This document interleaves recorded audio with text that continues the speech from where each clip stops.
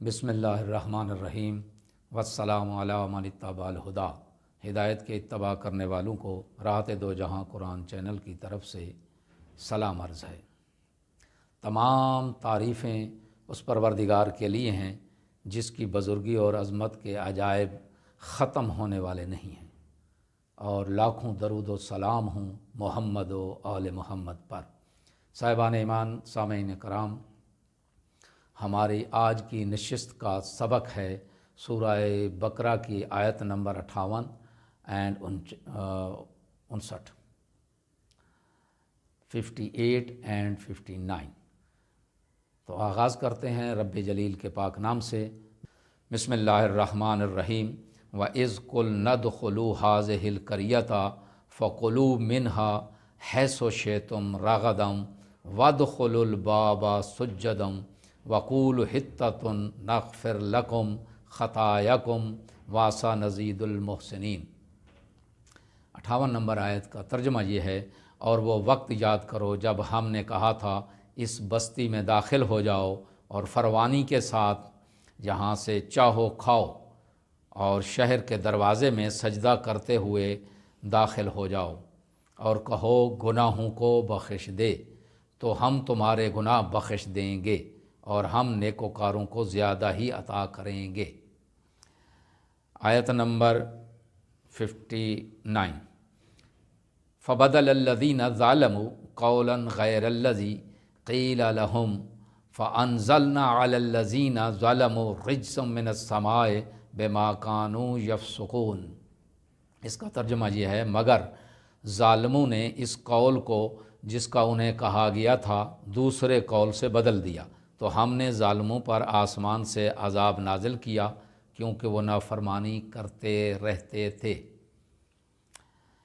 ان آیات میں استعمال ہونے والے چند کلمات کا ترجمہ اور تشریح یہ ہے کہ القریہ، قریہ کہتے ہیں بستی، قصبہ یا شہر کے لیے بھی یہ لفظ استعمال ہوتا ہے۔ اس آیت میں بستی سے مراد بیت المقدس یا اس کے نزدیک کی کوئی بستی یا شہر ہے جس پر حضرت موسیٰ علیہ السلام یا ان کے بعد بنی اسرائیل نے قبضہ کیا تھا۔ اگلا کلمہ جو ہے وہ ہے حطتن۔ حطتن کا مطلب ہوتا ہے گناہوں کا جھاڑنا، اترنا یا بوجھ کو زمین پر رکھنا۔ اس سے اگلا کلمہ ہے وہ ہے غفرہ، بخش دینا، چھپانا یا پر کرنا۔ اگلا لفظ ہے خطایا۔ یہ خطیہ کی جمع ہے، گناہ اس کا مطلب ہے گناہ، لغزش۔ مقصد اور ارادے سے گناہ کیا جائے تو اسے خطیتا اور اگر خطیتا کہتے ہیں، اور اگر بلا ارادہ گناہ سرزد ہو جائے تو اسے خطا کہتے ہیں۔ رجز، عذاب اور پلیدگی اور کڑک کی آواز کو رجز کہتے ہیں۔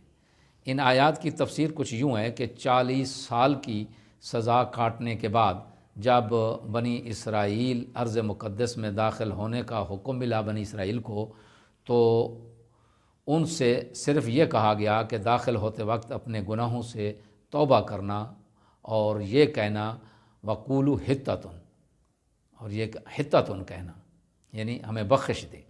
لیکن انہوں نے حِطَّةٌ گناہ بخش دے کی بجائے انہوں نے حِنطَةٌ کہنا شروع کر دیا، جس کے معنی ہے گیہوں، گندم وغیرہ۔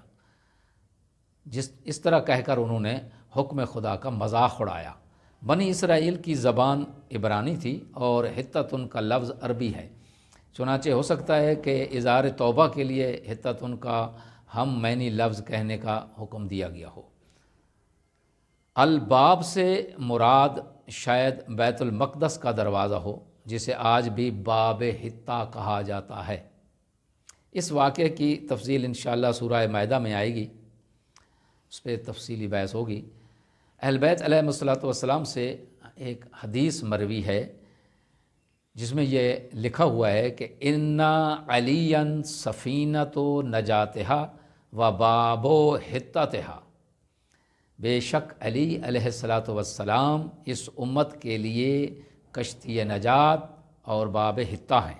حضرت امام محمد باقر علیہ الصلوۃ والسلام سے منقول ہے کہ نحنو بابو حتاتکم، ہم تمہارے لیے باب حتہ ہیں۔ بے شک ان آیات میں بیان ہونے والے اہم نکات وہ دو ہی ہیں۔ پہلا نقطہ یہ ہے کہ اللہ کی نعمتوں سے استفادہ کرنا منشائے خداوندی ہے، اور دوسرا اس میں جو نقطہ بیان ہوا ہے وہ یہ کہ مخصوص الفاظ اجابت دعا میں مؤثر ہیں، جیسے حکم ہوا تھا کہ قولوا حطۃ نغفر لکم خطایاکم، کہ تم صرف حطۃ کہو ہم تمہارے گناہ بخش دیں گے۔ تو خداوند عالم سے دعا ہے کہ پروردگار عالم ہمیں فہم و فراست اور کلام پاک کو سمجھنے کی توفیق عطا فرمائے۔ وآخر دعوانا ان الحمد للہ رب العالمین۔